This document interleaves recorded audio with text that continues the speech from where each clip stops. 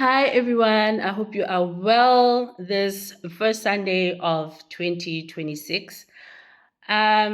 Today, I want to talk about why your prayers do not get answered. And I know a lot of you have been spending quite a lot of time in church this weekend. I know some churches had um, first Saturday prayers yesterday, and today it was the first Sunday prayers.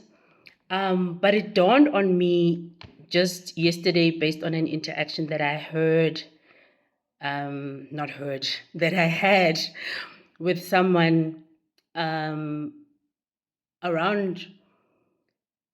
answered prayers and the state that you have to be in to ensure that your prayer gets answered.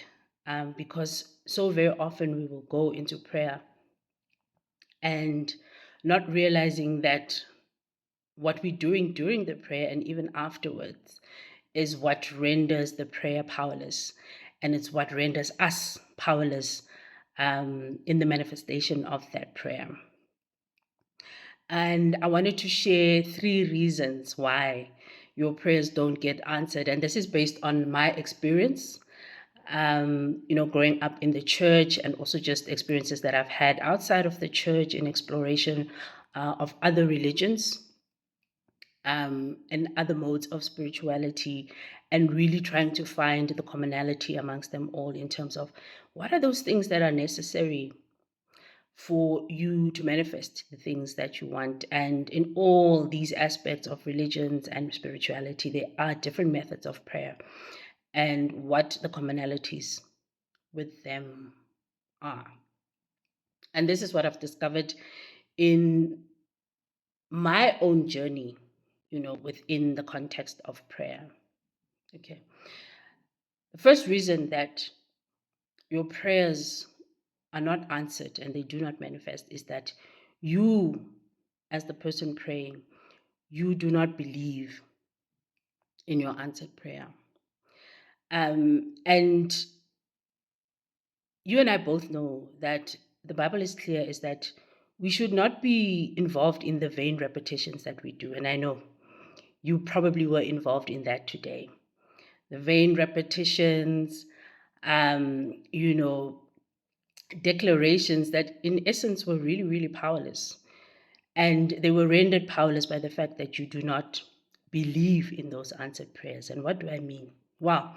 If we look at the structure of prayer, prayer is a process of commanding something into manifestation.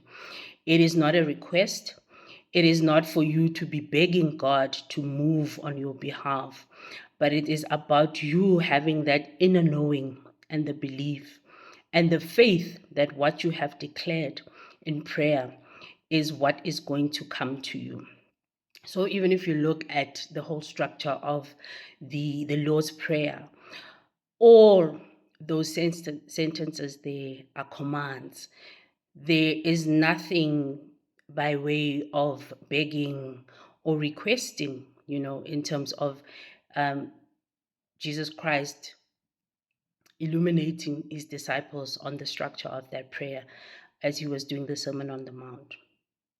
So that is already a sign to you that when you are praying, it is really around you giving thanks that you have already received what you have decreed in your mind and declared in,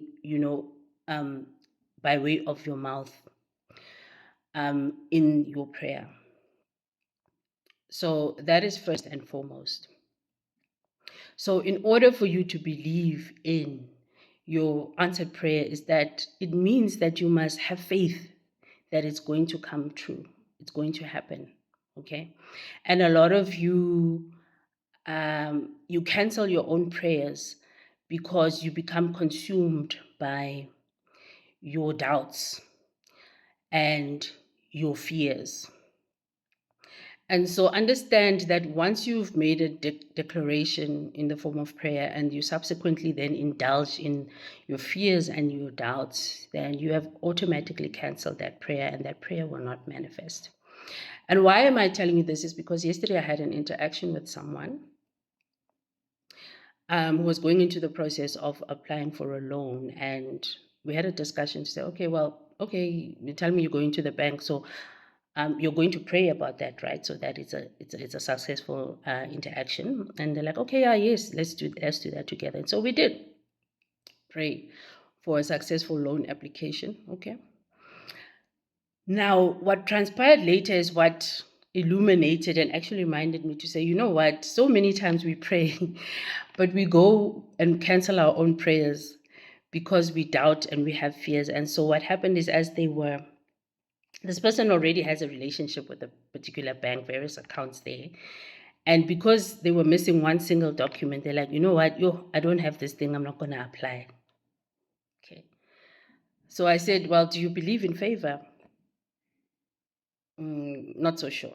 Okay, so I said, well, let me tell you something about favor. Favor does not follow process, right? So process is about the natural things in life. But if you are somebody who believes in the power of prayer and God's favor, then you must know then that things don't happen always by following the due process in terms of the natural things as they follow. So what I meant to say to that person was, well, by you, getting demotivated at the very first sign of an obstacle, that was a demonstration of your unbelief, right? So to show belief in what you want is that when the obstacles come, it's not about you standing down when the obstacle is there. It is about understanding and asking yourself to say, okay, all right, this is the obstacle that is facing me. How else can I get over this obstacle so that I can move towards the result that I want to see? Okay, it's like that old saying that if you can't get over it, get under it. If you can't get under it, go around it. So you need to be resourceful and mindful enough to be able to say that just because there is this one obstacle or two or three, I'm not going to back down. I am still going to keep my eye on the prize, which is this thing that is manifesting or that I want to see manifested in my life, right? I will talk about that some more because, as I said, I'm doing an ebook really and a guideline around how I can help you to recover from the festive season overspending. Yeah. So you need to understand that the Bible is a book of a series of principles and commands, not just the 10 commandments. It's riddled with commands that interconnect across all the gospels and scriptures. And if you let your fears and doubts overcome you, then you are already serving two gods. It is the other command is also clear, is that you must choose this day whom you shall serve. That is not only about whether you are going to serve the supreme creator or you are going to serve your ego, aka the devil, aka Satan. No. It is around choosing whether you are going to serve your fears or you are going to serve your faith as well. Are you going to serve what you've always done, or are you going to serve the new person, the responsible person, this new reality that you want to see, right? It is also clear that in the book of James that a double-minded man is unstable in all his ways.